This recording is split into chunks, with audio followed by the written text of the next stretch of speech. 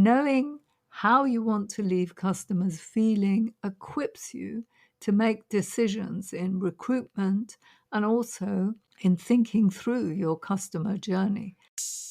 Hello and welcome to Brandtuned, the only podcast on branding which includes related disciplines like intellectual property that are fundamental to growing a brand.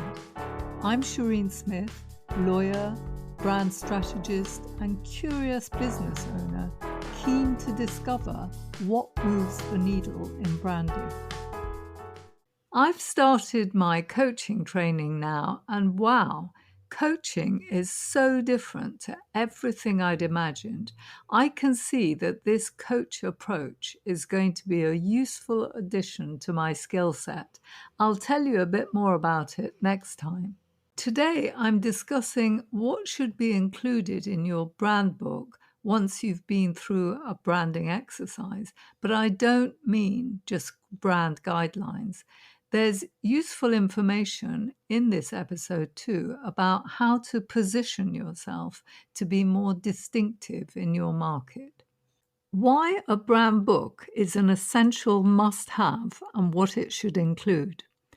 I've been through a few branding exercises in my time, which all just gave me visual designs.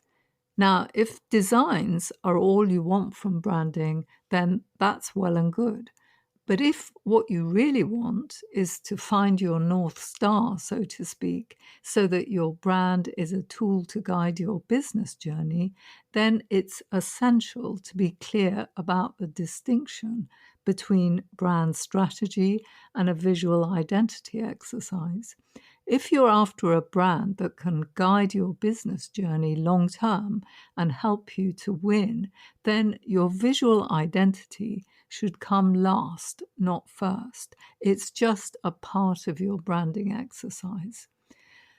Many businesses I come across or who I interview on the podcast have, like me, just really had designs created for them in the name of branding.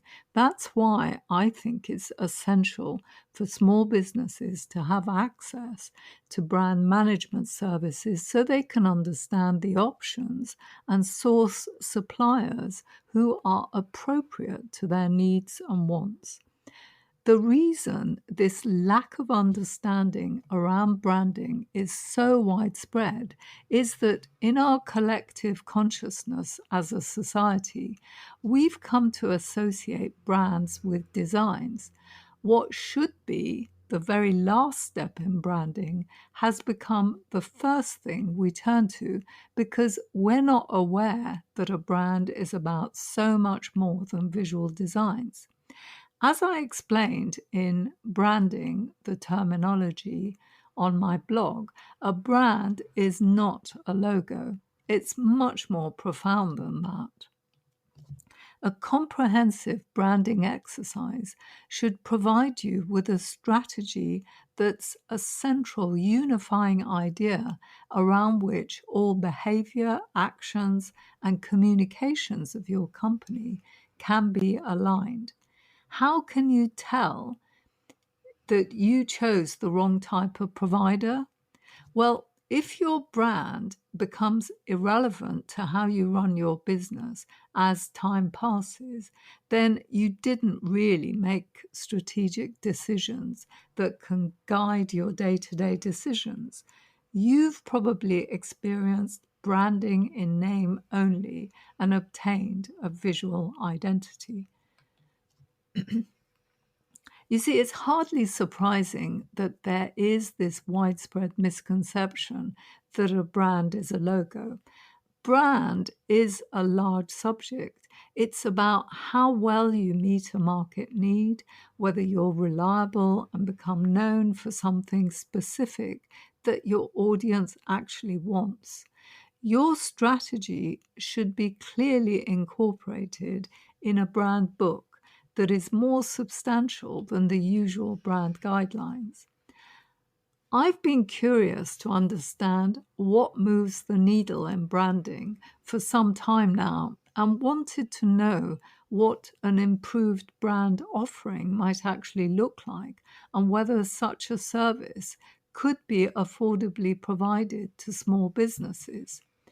You see, business success is much more about how effective you are in running your business than it is about your visual designs.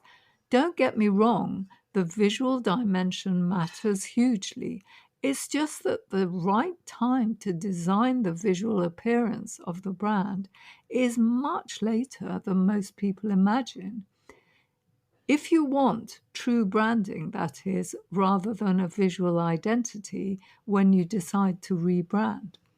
I didn't personally know any designers who provide the kind of brand strategy service I was wanting. So, in order to work out my brand strategy to guide our business decisions in the As Rights business, I decided to brand my business myself and learn about brand as I went. So, I set about plugging the gaps in my own branding. After working for some time on my brand strategy, I decided to get a proper logo rather than continue with just a word mark. Several designers had failed to come up with ideas for an icon, so I ended up conceiving the logo myself and asking a talented young designer to implement it for me. I thought I was done and turned to a designer to create my style guide, but as she needed my brand book in order to do that work, I actually then began to work on my branding more and to learn what to include in a brand book. Now, while I'm still writing my brand book, I've learnt a huge amount from the exercise, which will inform the new book that I'm going to be releasing in 2021. I now have a pretty good idea of what a full and remarkable branding service should look like. Now, in previous posts, I might have mentioned how branding must be treated as an interdisciplinary exercise that incorporates intellectual property in the mix. If you're thinking of rebranding, then hold off on the visual design front till you've actually found someone to work with on your brand strategy and intellectual property, someone who will provide you with a comprehensive brand book at the end of the exercise. Now, the strategic direction is hardly ever articulated verbally in a brand book by designers. Instead, you tend to get brand guidelines, which are essentially just a style guide.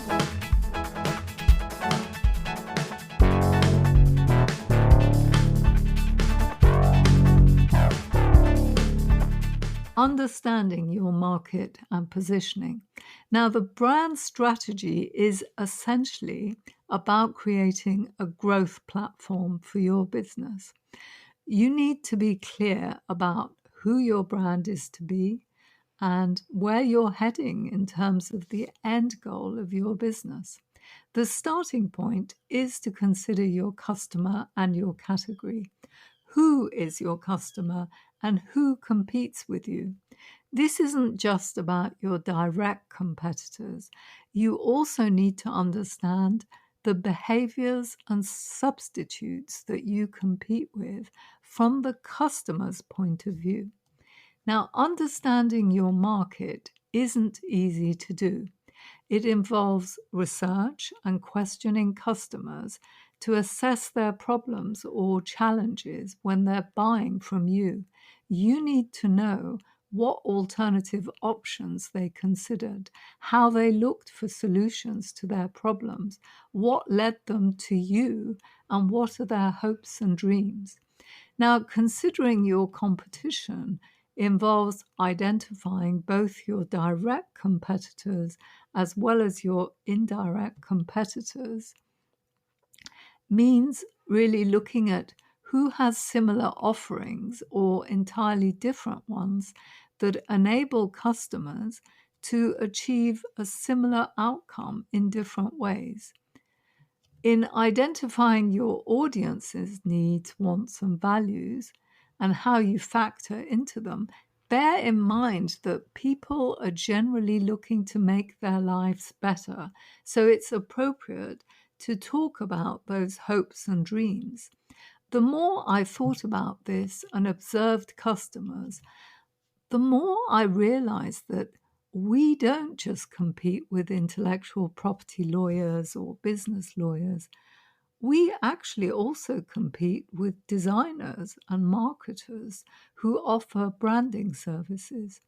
See, the customer has a range of problems and is often unclear who to listen to or how to manage their budgets to get their brand in place and to protect it.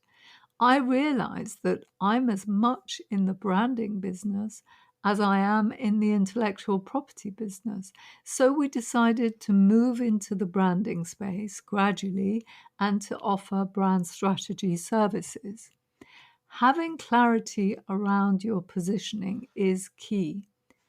Start by considering your category, then think about what problems you're good at solving and what problems your direct competitors are also really good at solving.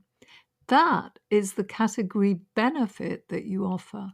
However, to position yourself in a distinctive way involves solving a problem that your competitor isn't solving.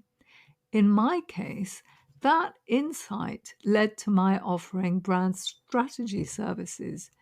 You see, I know how important it is to start any new venture or project, especially in the digital economy, by considering the impact of intellectual property. I could see the confused thinking around brand and branding and intellectual property. Customers were rushing around to deal with their branding at the very same time as they were coming to us to address their IP, quite unaware of the huge impact that IP has on those separate decisions they were making during branding, such as what new name to use. I'd noticed the lack of attention to IP that characterizes the branding industry, who often start with design and leave IP for the client to address later. So I knew that we had something unique to bring to customers, which other brand strategists could not offer. This step is possibly the most important one to make before moving on to decide your vision, mission, and values. Understanding the customer's core challenges, pain points, fears, and desires enables you to know the emotional messages that will cut through to them. A comprehensive brand book will drill down into the language you would use, words you would or wouldn't say even. It would include your core messages so you have a foundation for consistent messaging. Your messages would speak about the core benefits you offer and what your competition provides in comparison. These messages are founded on your positioning, your vision, mission, and values, so that you constantly reinforce the difference you make in your audience's lives, the value you offer. You see, your brand book should detail all this work, including who your key competitors are, your positioning and messaging, and also your own brand archetype and personality, as well as your audience's archetype too. You see, your communications need to reinforce the outcomes you bring to people and to communicate with your audience in appropriate ways, such as talking about what your product or service will do for the customer, what it will make them feel. You would also have your brand story, which actually, incidentally, isn't actually your story. It's your customer's story. It's their fears and dreams, the obstacles they face, and the guidance you provide. it is not about your reasons for setting up your business, which I personally had wrongly assumed was what the brand story needed to focus on. This is such a widespread area of misunderstanding in branding. So knowing how to talk to your audience from the perspective of the value your product or service brings to their lives, the outcomes they can expect from using your product or service, gives you a framework of consistency and cohesion for your messaging. By recording this information in your brand book, it provides you with a valuable tool to ensure your company's personality is conveyed in a way that will always be recognizable and distinctly attributable to your brand. This should help in deriving sales and make your brand more valuable. You see, Byron Sharp, in his book, How Brands Grow, highlights the importance of a brand being available to buy wherever your customer is looking to make a purchase and being remembered from past interactions they may have had with your brand. That is the reason to strive for consistent use of the brand elements.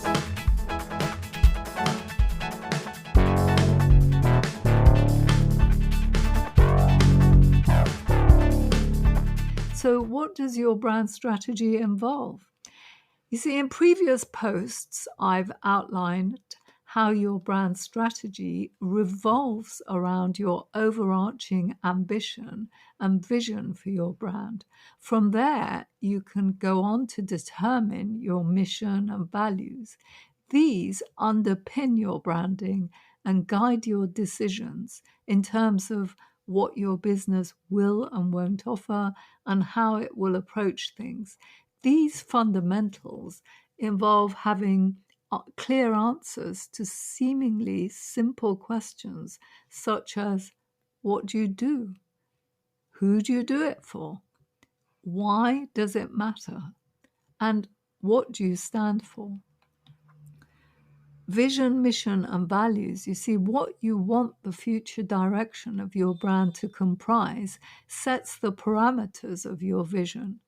How you define that vision to yourself and to your team, as well as to external audiences, enables them to know what your business is all about. Your brand purpose is all about why your brand exists. As I explained in my post on brand purpose, say your vision is to create a nationwide online flower store, enabling customers to subscribe to receive regular flower deliveries. Now, if you worked out that your purpose is that you get a lot of joy from flowers and want to spread joy by enabling others to easily access flower deliveries, that purpose should then guide every aspect of your business. Your purpose is about the difference you want to make in the world. Since Simon Sinek wrote his book, Start With Why, people have tended to emphasize the importance of working out your purpose. Now, you may have personal reasons that matter to you, such as your family, but in terms of branding, your reason for being, why you exist as a business, needs to be bigger than your personal why or your product. If there's one thing you're trying to accomplish, what is it? Some businesses don't distinguish between their purpose and their mission. For example, Airbnb's purpose and mission is one and the same thing, namely to create a sense of belonging. Your mission is all about what your company aims to do. Your values, on the other hand, form the basis of your mission and vision statement. Working out your values involves thinking about your beliefs. What is so important to you that you would never compromise on it to achieve your mission for your business. These values need to be relevant to the business and meaningful. For example, belief in the importance of trustworthiness is pure fluff. That's because nobody would opt for the opposite of trustworthiness as a value in their business. So think of meaningful values that your business will do its utmost to uphold. Is customer service your highest value? Then you need to ensure that every aspect of your business is created to enable that objective to be met. Zappos is an example you could look to emulate, as their manifesto reflecting their top 10 values underpinned how they built up their successful online store for shoes. The aim is to create a culture where your values are aligned towards your mission or purpose. The way you live your values and work towards your purpose is how you become known for the attributes you want your brand to gain recognition for over time. It's how you create the whole brand experience, including how your team will strive toward that purpose. Your brand guides everyone in the organization to know the role they play. This aspect of brand strategy takes you into a different realm, and that is one of leadership and running an organization, creating a culture. This is the true value of setting your brand strategy. You see, your brand book will articulate these strategic decisions you make. If the strategy work is done well and at the right time, the brand could be your North Star, navigating your business journey and providing a route map for managing the development of the company. Strategy is something you use long term to inform your decisions. It's very important for building a business because internally, your vision, mission, or purpose and values, those you want the business to live by, are the very foundation for motivating and directing your team. Knowing how you want to leave customers feeling equips you to make decisions in recruitment and also in thinking through your customer journey. The ultimate aim of branding is, after all, to become known for the brand promise you offer your customers. To get the right reputation and to achieve that involves making on-brand decisions day to day.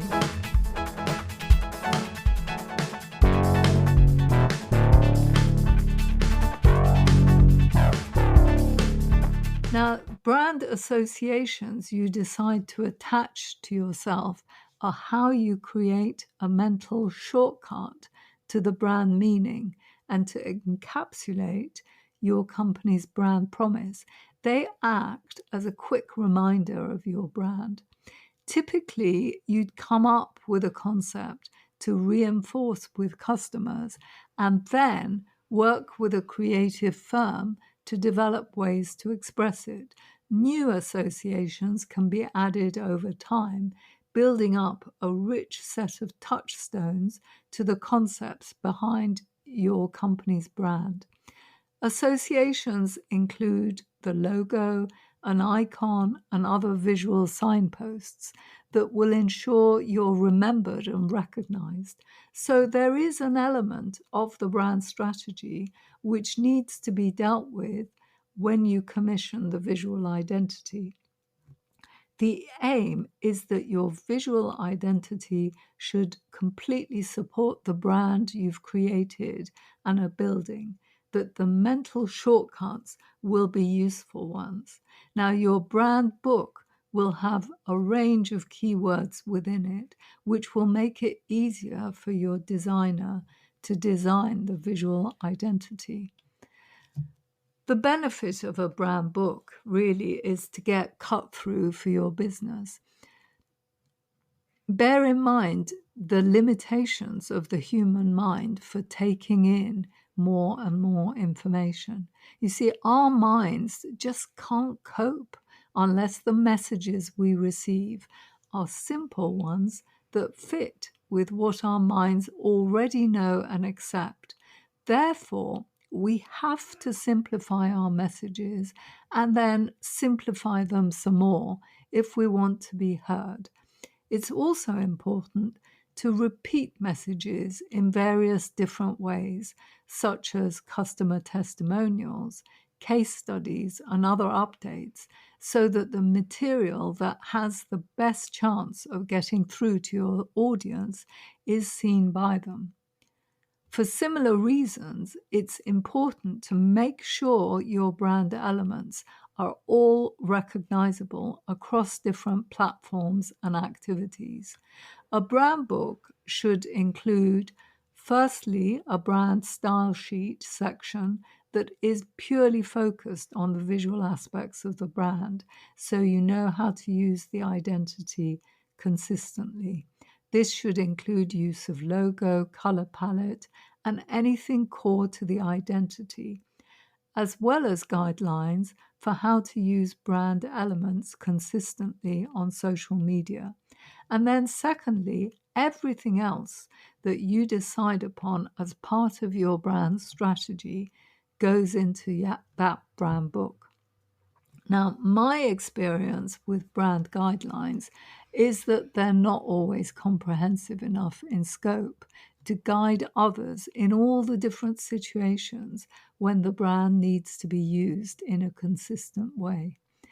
As well as detailing how to use the logo and typography, you really would expect to also see photos, illustrations, graphics, and explanations as to when and how to use them, edit them, which colors to place them with on social media or in campaigns for Facebook or other ads. The benefit of a brand book, as already alluded to, is to help you use your strategic thinking to drive your business and to do so by achieving brand consistency. Among other things, the brand book should help you write your communications, be it press releases, email, blog posts, or advertising campaigns. It should give you templates incorporating use of imagery and provide guidance to support marketers, sales teams, and any other departments that will be involved in messaging and communications.